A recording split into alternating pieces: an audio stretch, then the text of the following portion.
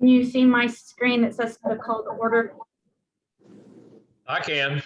Okay, perfect. This is Larry McAtee. I can see it.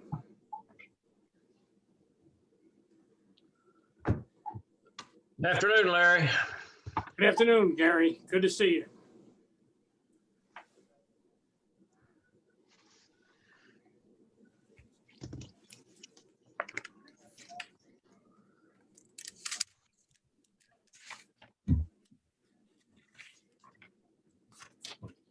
Okay, Mr. Chairman, I showed that it is time and we have quorum. Very good. I have some opening remarks I need to read. Welcome everyone. It's 1 o'clock, so I'll call to order the March 30th, 2021 meeting of the Oklahoma City Riverfront Redevelopment Authority. As we begin, I need to mention a few things. If we are disconnected at any time during today's meeting, we will try to resolve the video connection within 15 minutes. If we cannot do so, the meeting will be adjourned and we will reconvene at the next regular Okura meeting scheduled for 1 o'clock on April 27th, 2021 via video conference. For trustees, staff, and scheduled presenters, please state your name and the organization you represent before addressing the group. For citizens who called in to speak on any agenda item, please stay muted until you are recognized by the chairman. Then press *6 and please limit your comments to 3 minutes.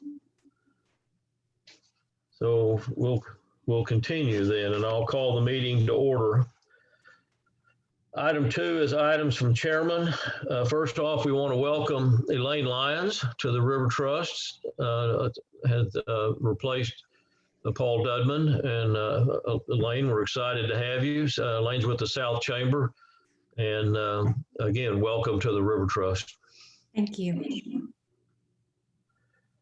Item B is a resolution thanking Paul Dudman for his many years of dedicated service as a trustee to the Oklahoma City Riverfront Redevelopment Authority. David, were you going to read that, or I can read it? Either way, sir. Mickey, did you want to read that, or I'm happy to, either way? It's however you would like to do it. Mr. Chair, how would you like to proceed? Go ahead. Well, Paul's not on. I don't know that we need to read it. Everybody got it in their packet. It's not like I'm used to doing live meetings and having resolutions and you read them off. I don't think it's that necessary, is it, Mickey? Procedurally, it is not necessary, Mr. Chairman, so it's your call. Say that again. Procedurally, it's not required, so it's your call. Okay. Well, Paul was a longtime trustee and served us well, and I really appreciate his service. And we'll get an official copy of that resolution out to Paul. As a side note, this is also Larry McAtee's last meeting.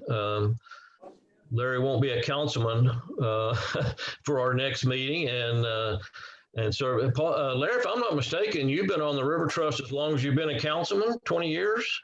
Yes, sir. Wow. Well, thanks again for your service. And I'm going to take a little personal privilege. I've worked with Larry as a department head, and then I sat beside him on the Horseshoe as a city councilman, and I don't know anybody any more dedicated to the city and certainly dedicated to his ward than Larry was. And you served us well, Larry, and we certainly appreciate that. Thank you, Chief. Mr. Chairman, Don Casprite, I'd like to second what you said. I've sat next to Larry for many, many years. He's a quality person. Hate to see him leave. Thank you, Don. Okay. I also agree, because I sit next to Larry and have worked with him for all these years. Thank you, Larry. Thank you, ma'am. This is Brian, and I was raised in the ward that he serves, and I really appreciate everything that he's done for all those years. We're still benefiting from your capabilities. Thank you. Well, Larry, with this being my first meeting, I just want to say thank you for all the other things that we've done together throughout the 18 years that I have been here, and you have been such a supporter of me and the chamber. And so I just appreciate everything that you've done to help us. So thank you. Thank you. You've done a great job with the South Chamber and the outcomes that they've produced. Okay, any other comments?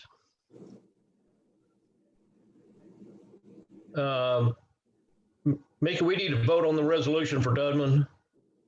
That is correct. Okay, I need a motion to move the Move resolution. the resolution. Dudman.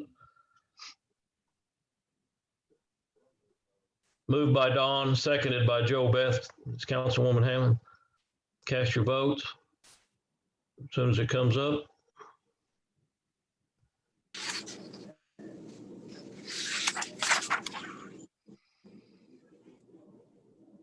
So this is Brian. Is this where I need to push the escape because the vote's not coming up? That is correct. Thank you. Well, I don't, my vote's not coming up. Mickey, what's going on? Have you pressed escape on your keyboard as well, Mr. Chair? And then you may need to press your Chrome button to get it. Okay. All right. Trustee Casperot, how would you like to vote? A positive. Okay, now you can cast your vote. Okay, Trustee Torres, do you have voting buttons? I don't, it's not coming up, but I vote in favor. Okay, and Trustee Lyons, how would you like to vote? You're muted, ma'am.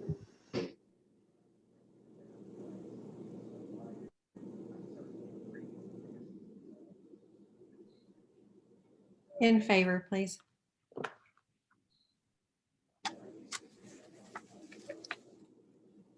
The Okay, motion passed.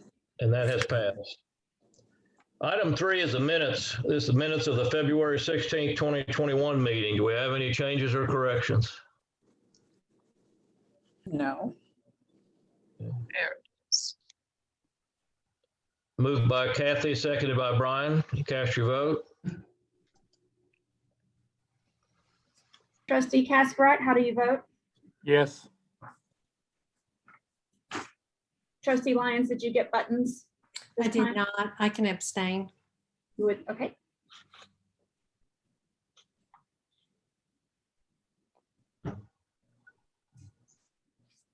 The motion passes. And the motion passes. Item 4 is a consent docket. We have the oil and gas revenue report and the Oklahoma River corridor events update. Any questions on either one of those? Need a motion? Move approval. Moved by Kathy, seconded by Brian. Cast your vote.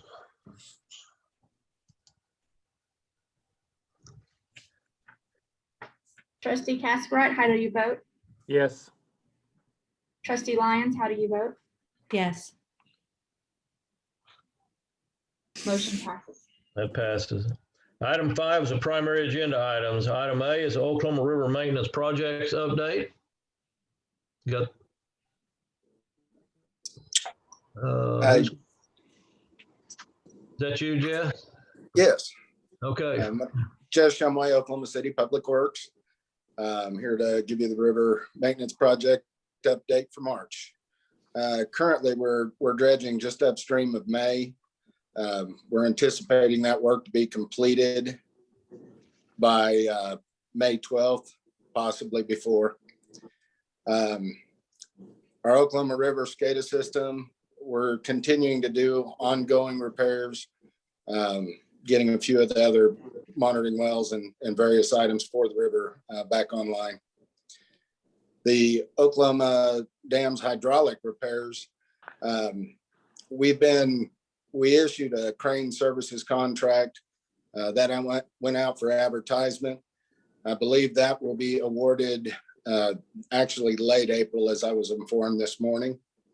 As soon as that crane services contract is in effect, we will start the replacements of the Brum Dam.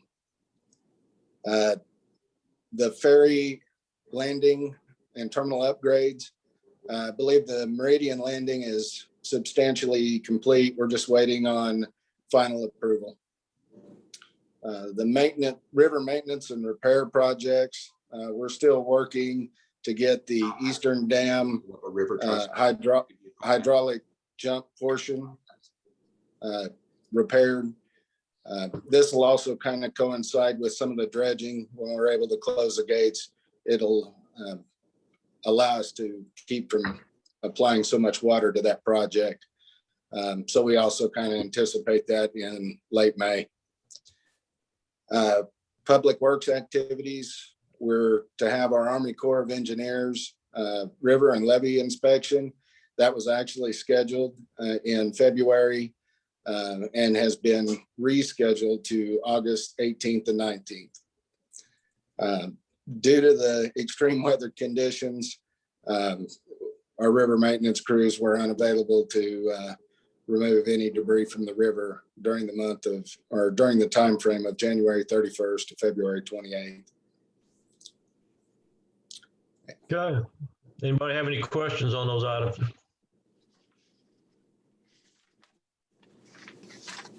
Okay, motion to accept that update.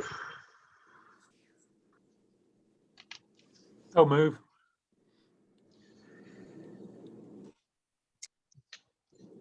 Okay, we have a motion and a second. Cast your vote. Trustee Casparat, how do you vote? Yes. Trustee Lyons, how do you vote? Yes. Motion passes. Okay. Item B is a Riversport Foundation update. Stephen, you given that? Hello, yes, I am here. Can you hear me, Chairman? I can hear you. Yep. Okay. I found out about 30 minutes ago I was doing this, so I'm happy to give you a report of conditions at Riversport Foundation. So I think David or someone's going to jump through these slides here, and I'll go fairly quickly. First, my name is Stephen Ball with Riversport Foundation. Give you a quick financial update for our calendar year. Our revenue was down slightly to prior year, about $115,000 or 15%, mostly just due to sponsorship payment. Through February, our total expenses were down about the same, about $112,000 or 16% to prior year. A lot had to do with timing on our maintenance and travel entertainment expenses for our athletes, because last year we were doing a lot of work in maintenance early because we were opening Whitewater in March, and this year we're opening it in May. So a lot of that has just been pushed off. Those expenses have been pushed off till later in the year. So total EBITDA was about the same, just $4,100 less than prior year. Our 2019 audit, because of COVID, was late, but was clean. We've already started the 2020 audit and are targeting to be done with that by May 1st. Our season pass sales are really a glowing highlight of the foundation. We continue to sell a large number of season passes. Even compared to 2019, our season pass sales are up considerably. We're on target to hit 5,000 passes, which would be a new record for us. Total new units sold for 2021 is 853. Our total budget for 2021 is 1,200. So we are well on pace to meet that number. And season passes are still 50% off now through May 31st.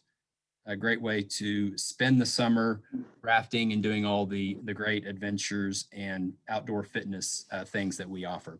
We've also started drawing from the second round of PPP that we were able to qualify for through the SBA loan, and that we anticipate all of that $815,000 that we'll receive from those funds to be forgiven once those are used. And a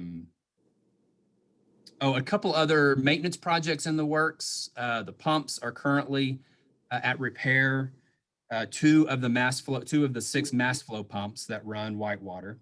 And then we are just getting ready to start, better late than never, replacing some of the failed concrete expansion joints that we discovered when we were doing some thorough cleaning this off season, where we've noticed that some of these concrete expansion joints have been pushed down into the joint, which has been causing flow of water from groundwater to come into the pool and has been contributing to some of the dirt that has been entering the pool. So getting those fixed, we have a high level of confidence will improve the amount of dirt that we're getting into the pool, combined with some of the MAPS 3 projects that are happening to mitigate landscape runoff whenever we have a rain event. Whitewater is planning to open on May 8th. We are currently open for adventures on weekends currently. That May 8th is pending good completion of those concrete expansion joints happening as they're scheduled to take place. So I have some exciting news on the next slide, or the next few slides to talk about. We have an ICF Super Cup event coming to Riversport. This is an internationally televised competition. This will follow the Tokyo Olympics. It will happen here on property this August. And we will have athletes from more than a dozen countries here in Oklahoma City competing for the Super Cup. It's like the World Cup of soccer, but it's for canoe and kayak racing. This will put Riversport, the state of Oklahoma, and Oklahoma City at the forefront internationally. It'll be televised by Eurosport, which is Europe's version of ESPN. They will showcase this great event along with several opportunities for promoting tourism in Oklahoma and Oklahoma City. So we were very happy that we were selected to host this event in 2021. And we're really looking forward to it. There's a couple other slides there with just some more details about the event. And then go through about 3 more slides. There's a calendar of events that kind of summarizes. I'll go 2 more. So the ICF Extreme Slalom Competition is that Friday, August 20th. This is going to become a new Olympic event at the 2024 Paris Games. And it's something that we like to claim ownership of, that we really pioneered a few years ago here at Riversport with an extreme, we call Boater X. They're calling extreme slalom, but that's going to take place on August 20th. And then the 21st is the Slalom Nationals. And then also we're hosting the USO experience here for, was previously known as Warrior Week, but that will be here that same weekend of the 20th through the 22nd in the Boathouse District. And then several other things happening there that same weekend, including the ACA Slalom Nationals and the Sprint National Championship. Oh, and we're also having a 2021 Olympic welcome and watch party on Friday, July 23rd in the brand new Whitewater Leadership and Event Center from 7 to 9.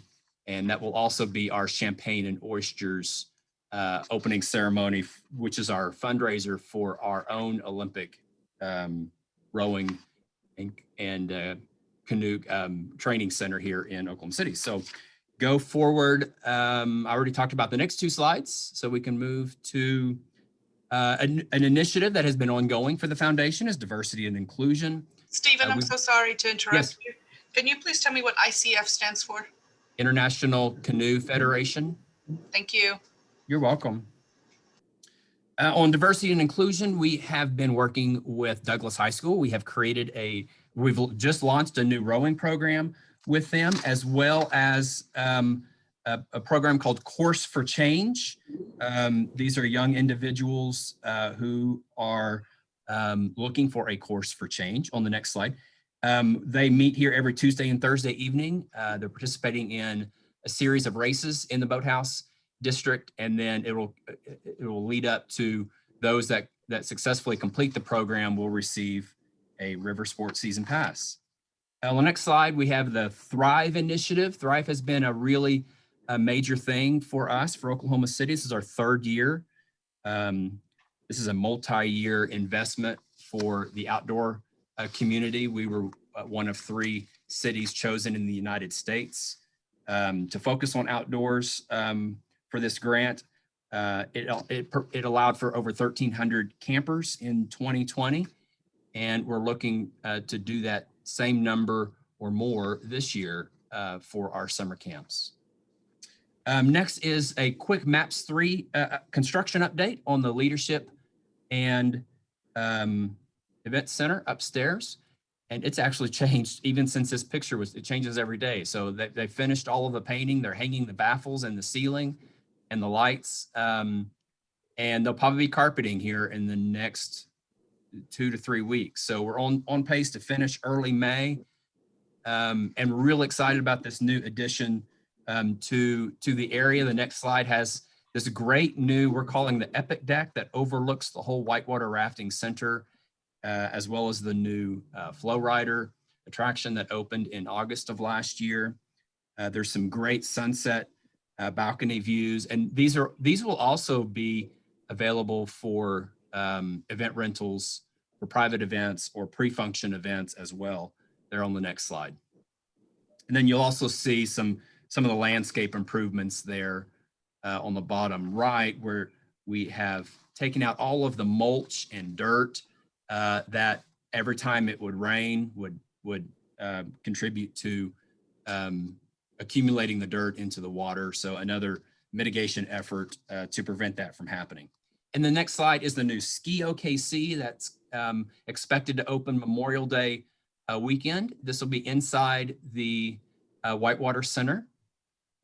This is a training facility for learning to ski indoors. This could be a year-round event. So maybe someone who's planning on going skiing for maybe the first time, or maybe they're just wanting to improve their skills, they'll be able to come down, register or enroll in a class and get professional hands-on training on skiing as well as snowboarding right here in Oklahoma City. So it's pretty exciting. It's on the water. It is shipped from Holland and is expected to be here and open on Memorial Day weekend. Next is an update on our Oklahoma Trailhead project. Many of you have probably seen our Momentum pump track. We're looking to really upgrade and enhance that whole area, providing some new and more permanent amenities for our users of our bike track and our pump track. The next slide, we have a master plan, and we're working on a trails grant for funding for this project, but adding parking, adding a lot more trees, and just improving the overall aesthetics of this area of the Boathouse District, adding permanent restrooms and a welcome center, we feel like would be a nice addition to this area. And then next slide is some of our spring openings that are happening here. So we are about to launch the new Riversport and Riversport Plus membership offerings. This is a hybrid of our what will become our season pass will evolve into the Riversport and Riversport Plus, because we really feel like there's a lot of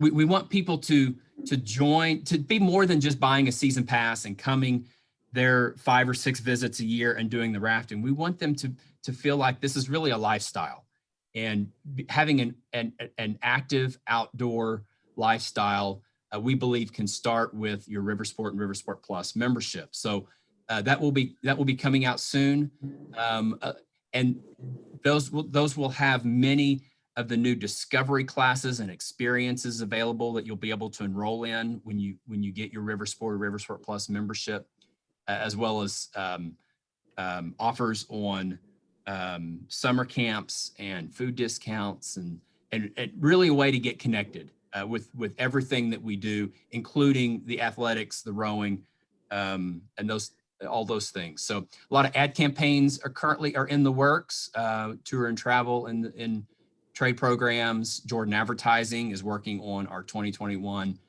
TV and radio and collateral campaigns. We've launched a new Trailhead Cafe. This is at Lake Overholser in the old boathouse there that was upgraded a few years ago. We have spent a lot of time this off season in really enhancing that property, and we've honed in a really great coffee shop. We make fresh oatmeal and breakfast sandwiches there, and that is currently open on weekends, and it will start opening every day beginning on Memorial Day there. So it'll be a great place for the community to go and enjoy a nice cup of coffee and a great view there overlooking Overholser Lake. So also doing some website updates. Our group sales on the next slide. This is a really good indicator for us. We are starting to reestablish our traction in pre-sold group tickets. After last year, obviously group tickets didn't really exist very much because of keeping groups to very small sizes. So we are getting a lot of traction with companies and schools and such that are ready to start booking, being optimistic and looking forward to summer 2021 and being able to go out and do things again. So really excited and good indicators there. We're also hiring on the next slide. So if you know anyone that needs a great summer job, riversportokc.org/jobs is a great place to go and apply. We've got over 200 positions that we're looking for, but anything from camp guide to adventure guide, raft guide, food service, guest service, ticket sellers, parking, you name it. Believe it or not, it's becoming that time of the year to start for kids to start looking for summer jobs. So, and then the next slide is Barquet. We are very excited and we're ready to move forward on this, on the agreement. The Barquet is going to be located in the cul-de-sac at the end of 5th Street, right in just north of the Whitewater Center and next to the bike park. Also coming in 2021 on the next slide is the new Riversport Immersion. This is our esports Equinox sports arena. This will serve a lot of high schools and colleges as this is an industry that continues to grow and is really propelled by the millenniums. The military's interested in advancing this technology as well for their initiatives. So this will be located just to the west of the Whitewater Center. And there's a couple slides there next on the Lake Overholser operations update, the new Trailhead Cafe, some of the new offerings there. I won't go over the whole menu on the next slide, but some really fun, very unique things. We tried real hard to make it unique and different for those that are using that facility. So finally, I'll thank you for your time and the opportunity to present this to you. And if you have any questions, I'm happy to try to answer those, or if not, I will get the answer for you. So thank you very much. Thanks, Stephen. Any questions for Stephen? Very good. I need a motion to accept that update.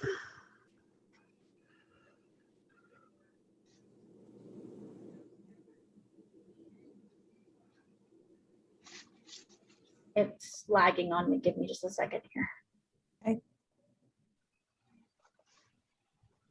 All right, you should have moving buttons now. No. All right, who would like to move it? Oh, there it goes. Okay. Moved by Joe Beth and seconded by Brian. Cast your vote.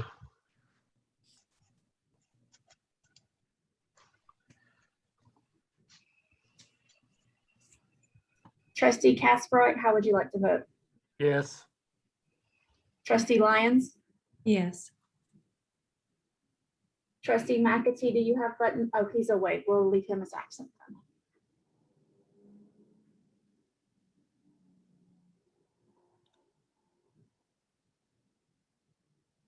Motion passed. Okay. Item C is a presentation on 1% for art project to fabricate and install an interior lighted sculpture for the upper level of Riversport Rapids Whitewater facility. Who's going to give this? Randy? Yes, sir. Thank you, Chairman Mars, trustees, and Mr. Birch for asking me to present at the meeting today. I'm Randy Marks, Public Art Project Manager in the Office of Arts and Cultural Affairs, and the 1% for Art project, go ahead and go to the next slide, David, if you would please, is a currently untitled piece by Rick and Tracy Bewley of Art Fusion Studio. And Rick and Tracy would be the first ones to tell you that they love every bit of their work except for naming pieces, and they always do that at the last minute, and then it even takes some prodding.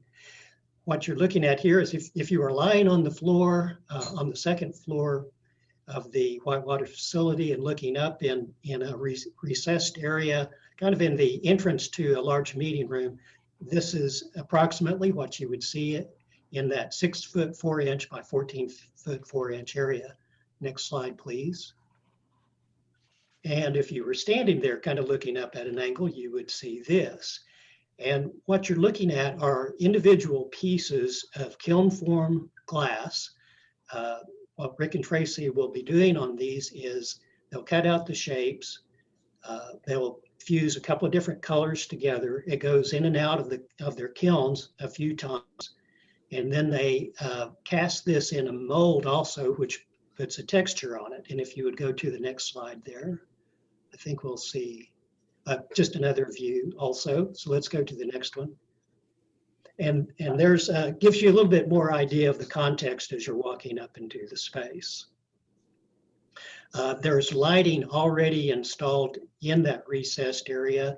And so the light will be largely filtered down through these pieces of the glass. There's 24 pieces in total, each individually assembled. And let's look at the next, each individually installed. And this is an actual sample piece that they created when they did their presentation. The white is a frit, which means it's basically a powdered glass that is put on it in the last firing. And they did that to give the effect of whitewater, quite obviously. So they'll be creating 24 of these at different sizes and then installing them at different layers in that space to create the overall look. So the committee had 3 different design proposals to choose from, and they were overwhelmingly in favor of this. This felt like that it really caught the feeling of the Whitewater facility just directly outdoors. Love the effect that they are imagining that will come from the various shades of the blue glass that will be used. And so they were quite enthusiastic about recommending this to the Arts Commission, who in turn was enthusiastic about it, and recommended it to the City Council, who have approved it. And the next slide, please. Another detail of that glass.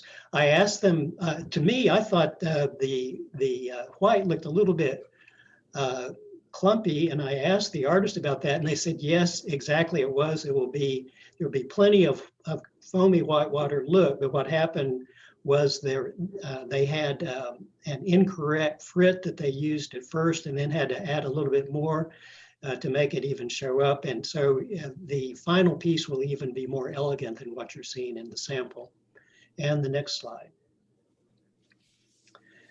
So their production will take 4 to 6 weeks. And if I've learned anything from being in this job for a few years, you should always expect the longer period of time and then double that. So fortunately, there's been plenty of time to take care of this.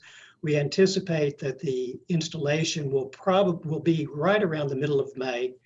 The target, as requested by Riversport, was to have it installed in time for the big Memorial Day weekend, when we're all looking forward to that ski facility being installed. And of course, there's going to be a huge number of people out on Memorial weekend. This is a really low maintenance piece. It requires occasional dusting, and that's about it. Also, if any of the pieces should be broken, replacement is virtually a non-issue. Any of the pieces can be recast and be replaced within a matter of a few days. at minimal cost. And the next slide, please. Randy, that's the end of the presentation. Okay, well, thank you, David. I'll be happy to take any questions that anybody may have. Any questions for Randy? Very good. Thanks, Randy. We appreciate it. I need a motion to accept that presentation. Moved by Kathy, seconded by Brian. Cast your vote. Trustee Casperite, how do you vote? Yes. Trustee Lyons, how do you vote? Yes. Motion passed. Thank All you. right. Thank you. Item D is a progress report presentation on the Stockyard City Area Master Plan. I think this is Susan, isn't it? Yes. David, shall I just go ahead and start? Yes, that's fine. Just let me know when you'd like me to advance to the next slide. Okay, thank you. Good afternoon, trustees. It's nice to see you again. We're back to give you a little update on our progress on the Stockyard City Master Plan that we first visited about in November. Next slide. For the benefit of folks that didn't hear that presentation, this is just a kind of bird's eye view of our project area. The river to Southwest 25th and McKinley to May. So it's about a 2 square mile area. Next slide. And our charge was to create a master plan to guide the future development efforts in Oklahoma City's historic Stockyard City District. Next slide. This is an interesting team. The project is owned and funded by the Alliance for Economic Development, the planning department. Sorry, I failed to introduce myself at the beginning, and I'm just remembering that. I apologize. For those who don't know me, I'm Susan Atkinson, and I'm a senior planner with the Oklahoma City Planning Department. So let the record show. So the planning department is also a team member in this project, along with Stockyard City Main Street, business and property owners. The residential neighborhoods have been heavily involved in our community outreach efforts, and the Oklahoma National Stockyards. Next slide. A couple bits that I think would be interesting to this group. In particular, we've done a number of focus group interviews that we conducted in January and February, just with different groups that had particular interests in the stockyard. And one was what we call the equestrian focus group. And you all will be familiar with many of them because they have worked with the trustees on River Park. So there were several members of the Committee of the Willing, as they've called themselves over the years, who gave us some really good input on their aspirations for programming at the park and also within stockyards as a whole. And these were just some comments that we heard from that group. And I kind of highlighted the one that I think we heard in many different ways, and that is we need future programming, and that involves development of all sorts that celebrates both our ag roots, but also our ag future. So next slide, please. And then we also conducted a group of surveys for this project. We did 6 separate surveys, one of which was with this group, the trustees. And we heard from 5 of you. So I just wanted to share a couple of highlighted slides from our summary. And this was a question about what trustees would like to see in terms of both public and private development along the riverfront and near the stockyards landings. And I'm not sure how well you can see the slides. I hope you can read them okay. But I think all of you were responding to a mix of uses that would just help stockyards become the destination that I think we all inherently feel that it is. You know, so yes, that dealt with live animal experiences, but it also dealt with more places to eat and more programming that emphasizes Stockyards area and character. Next slide. This is just sort of a graphic display of, we asked what kind of attractions, and we asked you to choose from a list that you think should be added to the Stockyard City Main Street area. The majority of you, in this case 3, emphasized the importance of entertainment venues, which currently are sort of spotty in the Stockyards, but also food and drink outlets, grocery stores, housing, community gathering places, community events. It was a pretty wide distribution of responses. Next slide, please. And then a last question about, let's see, I think, did we go backward maybe? Or did I have that one in twice? Oh, let's see. I don't believe we went backwards, so it might Okay, have been. I apologize, David. We can go through, yeah, thank you. So our next steps in terms of project completion, the design team, which is headed by PDG from Tulsa and assisted by GH2, they are working right now on the design concept. Our committee had a kind of a sneak preview last Friday at our weekly coordination meeting. We're excited about the design trajectory of this. And we expect that they will wrap up their work at the end of April. And then we expect a final report from the project as a whole by mid-June. Again, the Alliance owns this project, so what next steps will be, I'm not exactly sure. I think we're figuring that out. It may be something that is ultimately presented to City Council, but that will be determined when we receive it. So I would be happy to answer any trustees' questions. Any questions for Susan?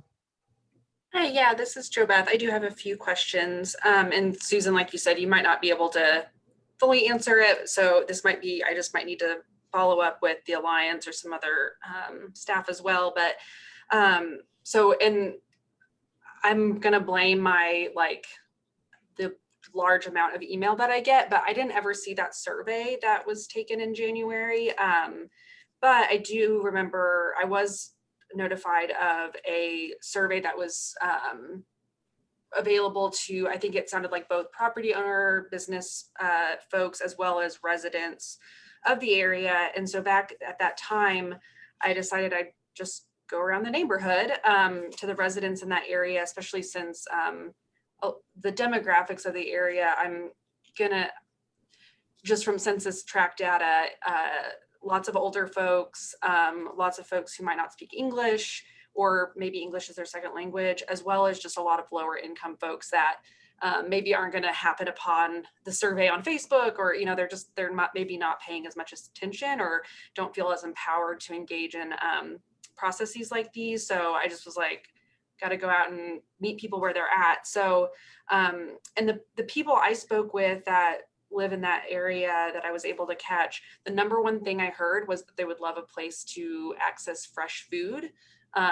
It sounded like there's like a Family Dollar, Dollar General nearby, but one person actually takes the bus up to the Walmart at 23rd and Penn is where he gets his groceries. The other option was that I heard a lot was a buy for less. I think it was on May and 20 something or 30th, which was also not super accessible for people who didn't own a car. So I'm just sort of curious from the aspect of that resident engagement, kind of, is there a focus group planned for that kind of group of people that maybe, aren't there's just, to me, there was a big disconnect, I think, between what I saw in the responses between what kind of the district is interested in and then what the residential people that I was talking to were interested in. And so I'm just curious about where there's opportunities to find balance between those and really make sure that both needs are addressed as part of the plan. Well, I'm delighted to report to you that we had terrific support in surveying the residential community in this project. from Lilyfield, which is a foundation on the ground in Stockyards. And one of our team members is a native Spanish speaker. So she stationed herself at Lilyfield for a variety of food distribution events that were done in December. We got about 40 written responses from people who stopped there, who were there for food pickup and were delighted to be asked. There was a lot of response from people that, you know, we're not often asked things, we're happy to respond. So those were about 25 questions. They were very granular, and I would be more than happy to share the survey with you. I did not report to this group on the results of all the surveys. I was just reporting on what this group responded, but happy to share them all. All told, we got 175 paper surveys back from residents. They were about half in Spanish and half in English. So we had the Spanish, the survey translated into Spanish. In addition to the Lilyfield distribution points, we also had, there were about 4 small markets in the area that were, we created individual survey stations at each of these markets. So people could pick up a paper survey and they could also drop them off there. And then we collected them all at the end. And then there were a couple of other folks who were enthusiastic enough about the process that they, like you, walked around the neighborhood. So we were quite pleased with 175 residential survey responses. And I confirm what you report, which is, yes, people are looking for access to fresh food. So that finding, because we heard that from not only residents, but also from, frankly, from all kinds of other survey responses, including the cattle industry and the equine industry and business and property owners. There is definitely I would call it a multifaceted demand for fresh food. So that's going to be baked into the design response that I think we can anticipate from the project. Thank you. I appreciate that. Yeah, that's really great to hear about the Lilyfield, and because that was another group that I was thinking would be really great to be part of any kind of planning processes. So I appreciate it. Yeah, I think what will happen, I just want, if I might say one further thing, the project is very much, of course, driven by things that we can build, but we also saw it as an opportunity to get to know who's living in the Stockyards area with the very clear intent that this project was probably at best an awareness. So we harvested a lot of names and email addresses and other things. And I think that we will be doing some follow-up that will be outside of the scope of this project, but we will be doing some follow-up. Specifically, there were a number of people that said they would like to organize neighborhood associations. So I think we've got some great follow-up we can do with Neighborhood Alliance and through some other channels that would help people kind of build organization for the long term. So yeah, it's this in some ways, this was a parallel effort that I think is going to be much longer term and ongoing. Thank you, Susan. Any other questions for Susan? Okay, I need a motion to accept that report. Moved by Kathy and seconded by Gloria. You can cast your vote.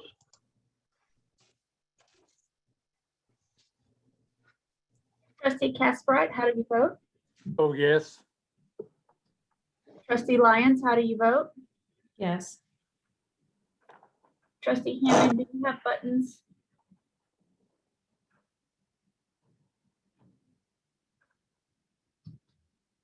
All right, it looks like she has disconnected. The motion passed. Okay. Item E is a lease agreement with Epic Paintball Park LLC for site work and other preliminary activities related to the proposed construction and operation of a recreational paintball facility on Oklahoma City Riverfront Redevelopment Authority property near Northwest 10th and County Line Road. This has been in front of Kathy's committee a couple of times. I've been working on this for actually a number of years since they came up with the idea to do this. Kathy, you want to give us a brief update?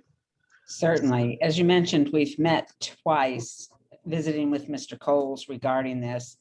He already has a paintball park on our property, but what he would like to do is move the whole facility to this Northwest 10th and County Line Road, which consists of 27 acres. Not only would he have a paintball facility, but he also would have an indoor axe throwing arena. And this has become a very popular activity for men and women.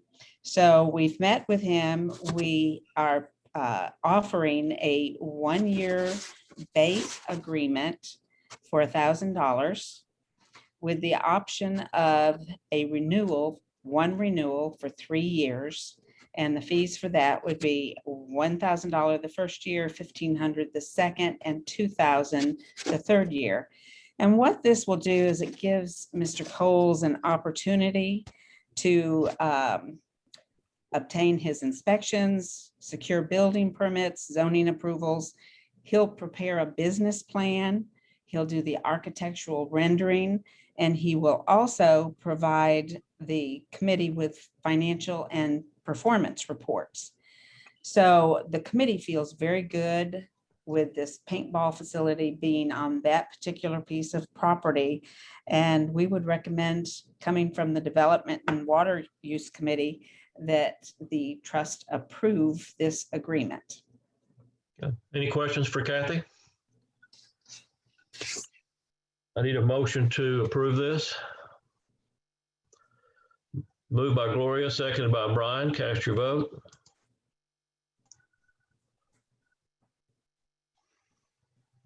Trustee Casperite, how do you vote? Yes. Trustee Lyons, how do you vote? Yes. Motion passes. Okay. Item F is a resolution consenting to assignment of sublease agreement dated September 29th, 2020 among the Oklahoma City Riverfront Redevelopment Authority, the River Sport Foundation, and Bar K Dog Bar OKC LLC to Boathouse Bark LLC. Jared's going to give us an update, but just a quick note, Elaine, for your benefit, since you're new to this. This falls inside a property that is leased to the Boathouse Foundation by the Riverfront Authority. And then they, in turn, sublease out to these different entities that want to come in down there. So that's why you see it reading that we're consenting to assignment of a sublease. So it's not directly to the Riverfront Authority. It's going through the Boathouse Foundation. So, Jared, you want to give us an update on that? Yes, Mr. Chairman, thank you very much. I'm Jared Beatty, Assistant Municipal Councilor, and Chairman Mars provided a great succinct summary of this item. It relates to approximately 2.5 acres of land there within the Boathouse District, just north of and adjacent to the River Sport Rapids facility.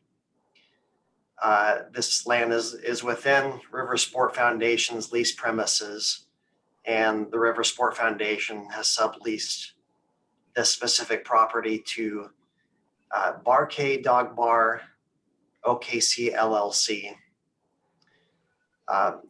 Bar K is a Kansas City-based company that has a flagship location in downtown Kansas City.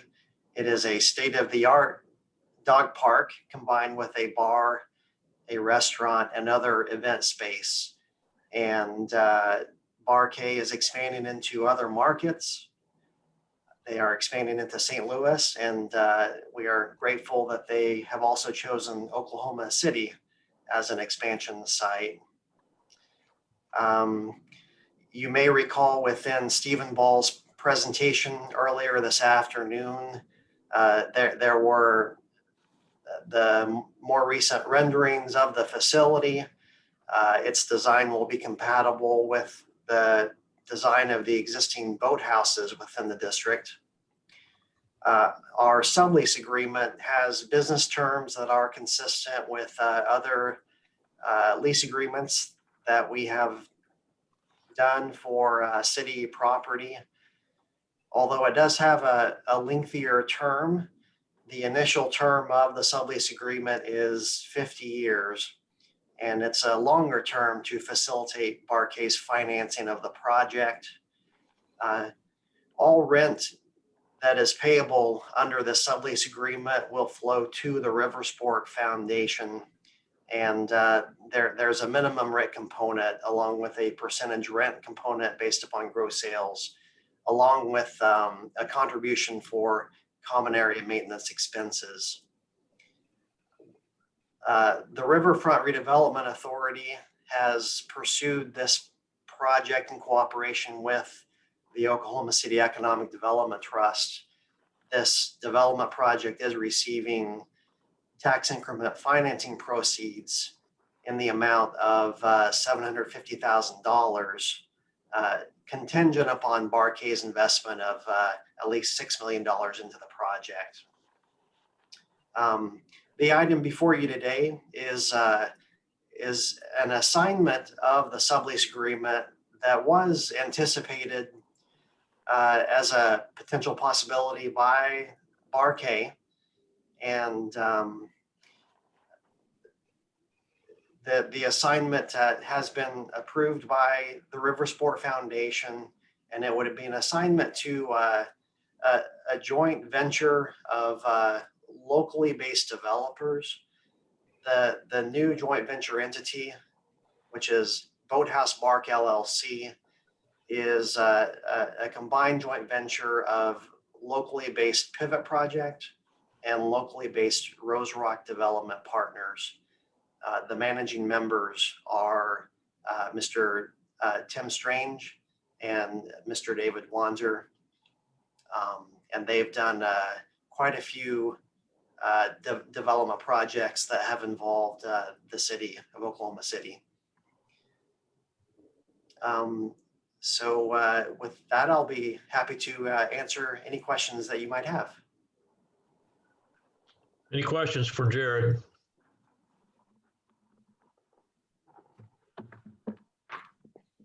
Okay, I need a motion. Moved by Brian, seconded by Kathy. Cast your votes.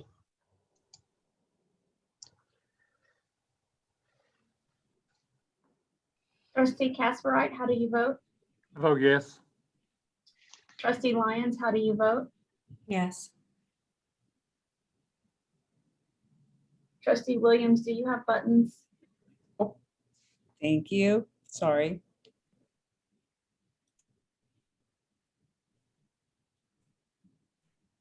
Did you get it? Yes, Okay, thank you. and the motion passes. Okay. Item 6 is claims. I don't think we have any claims this month. Item 7, comments by staff. Doug, anything other than your written report? No, sir. Well, we're just happy that spring is hit and we're hopeful that people will get their vaccines and wear masks and social distance, but still use all of the assets that you all provide our residents and tourists on the river. Be happy to answer any questions. I've got one, Doug, on the item considering Mr. Munoz Construction. That's the property that we gained from the Humphreys Group, if I'm not mistaken, and that's the soccer fields are on that. If we have to take some actions against Mr. Munoz, is that going to negate the agreement with the soccer group down there? Well, that's an interesting question, and we've had a few conversations with Mr. Beatty about what the ramifications might be and what the penalties might be if he doesn't clean up our properties down there. It is part of that holdings that we received from the Humphreys, and they have a contract to manage and maintain the soccer complex. So we're hopeful that he will be responsive and clean up the mess, that we don't have to go further than what we have, but we are exploring all possibilities. if he does not. Okay, thank you. Any questions for Doug? Motion to accept his report. It's moved by Kathy, seconded by Brian. Cast your vote.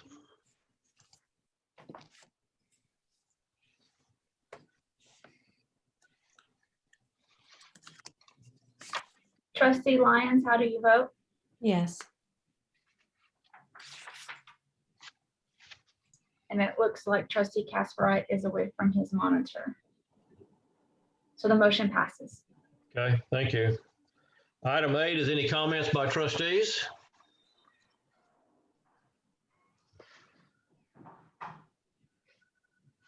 Do we have any citizens signed up, Nikki? Not that I am aware of, Chairman. Okay, very good. I'll say once again, welcome to Elaine, and hope to see your face many times on here. And again, goodbye to Larry, and you served certainly well, and we're going to miss you on that. With that, we are adjourned. Thank you.